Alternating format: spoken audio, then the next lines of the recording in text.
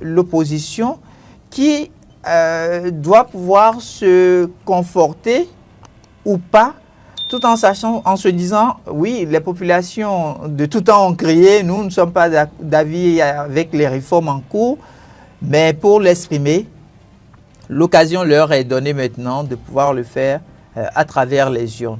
Donc on va espérer les résultats à l'issue de ce scrutin du 11 janvier prochain pour savoir si effectivement c'est la mouvance qui a raison ou si c'est l'opposition qui est parvenue donc à tirer son épingle du jeu. Alors, Henri Yambaudet, en quoi ce duel peut-il influencer l'équilibre politique des législatives de 2026? Non, l'équilibre politique, c'est autre chose, carrément. L'équilibre politique, c'est autre chose, carrément. Parce que vous savez que pour ceux qui suivent l'actualité politique, bien sûr, ils ont, comme je l'ai dit, ils ont souhaité ils souhaitent quand même qu'il y ait un pluralisme au niveau de l'Assemblée nationale, qu'il y ait au moins l'opposition présente à l'Assemblée nationale. Et la présence aujourd'hui de l'opposition modérée FCBE sur la liste donc des formations politiques. Et Hugues a bien fait de rappeler ce dispositif-là du code électoral qui indique que pour soulever un siège, il faut arriver donc à avoir 20% donc dans les circonscriptions électorales. Et là, c'est la grosse difficulté aujourd'hui. Et quand on observe bien,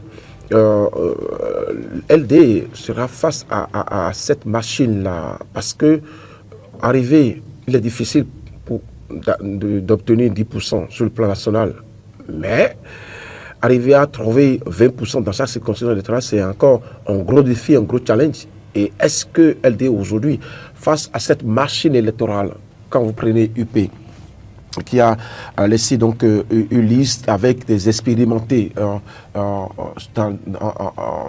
les circonscriptions électorales, quand vous prenez BR également avec ce positionnement, et quand vous prenez également Moël Bénin, c'est vrai qu'au beau milieu il y a Moël Bénin, il y a FCBE, eh bien LD aujourd'hui aura faute à faire avec bien sûr son électorat qui entre-temps a été déjà imité avec les événements et les crises internes et fragilisé également par les dissensions internes. Et donc l'équilibre politique, c'est bien sûr qu'on est au moins à l'Assemblée nationale une voix l'opposition et de la mouvance, mais également ça peut influencer peut-être à un niveau donné, parce que ceux-là qui ont quitté LD pour se retrouver aujourd'hui dans la mouvance ont justifié ça. Mais est-ce que ces arguments évoqués ont peut-être eu le sentiment auprès donc des citoyens? C'est ça également le souci. Et donc forcément, oui, ça peut influencer la démarche des citoyens à aller voter pour tel parti ou tel parti politique, mais de toute façon, vous verrez que ceux qui sont des citoyens qui ont envie de voir autre chose à l'Assemblée nationale vont peut-être chercher à sanctionner les listes dont ces frondeurs-là sont en tête de liste, peut-être, pour leur dire, écoutez, ce que vous avez fait, c'est pas bon. Encore qu'aujourd'hui, dans la réforme institutionnelle qui a été opérée au niveau de la Constitution, il est décrié cette transhumance politique. Et vous voyez, et donc les citoyens peuvent dire, attention, donc vous là, ce que vous avez fait, c'est mauvais. Puisque, à un moment donné, vous avez été élu donc sur la formation avec LD. À un moment donné, vous avez quitté LD pour aller vous réfugier donc dans la formation au sein des partis politiques de la mouvance, ce qui est mauvais, parce que quand vous écoutez un peu les séquences donc du ministre de l'Intérieur qui dit la politique n'est pas faite pour les immoraux. Donc on peut appliquer donc cette sanction-là à ceux-là qui sont les frondeurs de LD.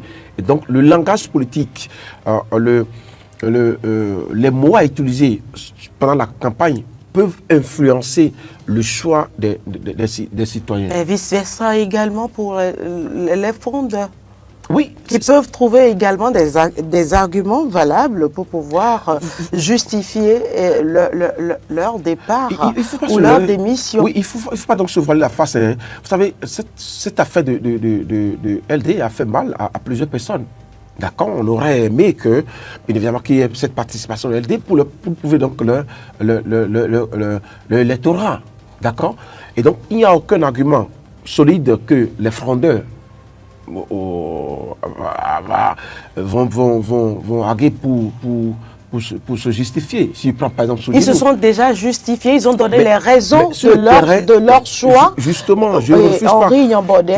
Mais aujourd'hui, quand on voit s'être positionné, permettez, quand on constate ces positionnements sur la liste des partis politiques de la mouvance présidentielle, on peut aujourd'hui clairement dire que ces motifs ne sont pas totalement vrais et justifiés. Voilà, c'est ce que je dis. Donc, du coup, ils n'auront pas un argument solide pour encore se justifier, parce que tout va se jouer sur le terrain. Le terrain politique, c'est autre chose. On est dans un champ politique où, aujourd'hui, les gens vont vous regarder pour dire, ce que vous avez fait hier, si par exemple, on vous accorde encore, voilà un langage que les gens peuvent, si on vous accorde notre voix, c'est que demain, vous allez encore quitter ces formations politiques-là, parce que vous allez dire que vous voulez encore remplir ou vous n'êtes pas à l'aise dans votre formation politique. Et donc, il y a ces langages-là, il y a ces mots-là qui leur seront lancés pour leur prouver que, en réalité, ce qu'ils ont fait n'est pas bon. Et c'est peut-être LD qui prendra, bien sûr, comment dire, de la hauteur par rapport à certaines choses. Mais là, ça ne les avantage pas. Hugues Torzogo, qu'est-ce qui pourrait justifier le positionnement de ces démissionnaires à la tête des partis politiques de la mouvance présidentielle? À la tête vous voulez parler du sur les listes? sur les listes. Oui, tout à fait. Écoutez, nous sommes dans un environnement politique, et puis quand vous étudiez un peu ce qui a pu se passer juste là, vous vous rendez compte qu'on était dans un contexte de rapport de force. Rapport de force parce que il y a des antécédents sur lesquels il faut quand même ne pas fermer les yeux. Tout ce que le Parti Les Démocrates a pu connaître au cours des dernières élections avant qu'on ne se retrouve en 2025, chaque compatriote béninois peut quand même se permettre de faire le point. Vous avez entendu clairement un député qui dit qu'elle n'a pas l'intention de ne faire qu'un seul mandat, par exemple. Et donc, quand vous entendez de pareilles choses, vous comprenez que ce qui, à un moment donné, aura primé... C'est l'intérêt personnel. C'est le positionnement personnel. C'est le positionnement personnel. Et on ne peut pas le leur interdire. Dans la mesure où, aujourd'hui, malheureusement, on n'a pas encore cette conscience citoyenne qui nous permet de nous arrêter et de dire oui, nous allons à la politique parce que nous portons des idées. Malheureusement, hein, depuis 1990, où on a assez parlé de la démocratie dans notre pays, en dehors de la première législature installée à l'Assemblée nationale, dès la deuxième ou voire la troisième législature, c'était pratiquement un foutou. Où des personnes qui n'auraient pas pu valablement représenter le peuple se sont retrouvées à l'Assemblée nationale parce qu'ils détenaient ce qu'on appelle simplement le pouvoir financier. Je vous donne un exemple simple. Hein. Regardez, quand le Parti Les Démocrates a ouvert sa liste